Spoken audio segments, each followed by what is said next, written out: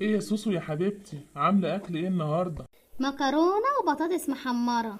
ايه ليه كده بس؟ بوفر عشان رمضان.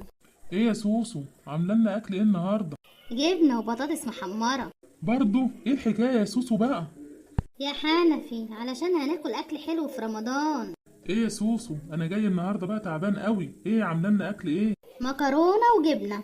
ليه يا سوسو، حرام عليكي، انا هقع من طولي، انا خلاص بقيت هفتان. يا راجل أنا بوفر اللحمة والفراخ عشان أعمل لك المحمر والمشمر في رمضان. حرام عليكي، انا بقيت هفتان والعيال هفتانين وشهم بقى اصفر. معلش عشان رمضان.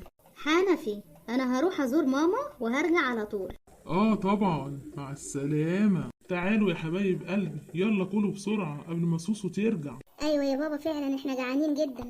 ايوه فعلا يا بابا احنا جعانين جدا. سلام عليكم. ايه ده؟ انتوا جبتوا الفراخ واللحمة دي منين؟ بصراحة العيال هفتانين، احنا جبناها من الفريزر من الحاجات اللي انت شايلاها دي. ايه؟ طب ورمضان؟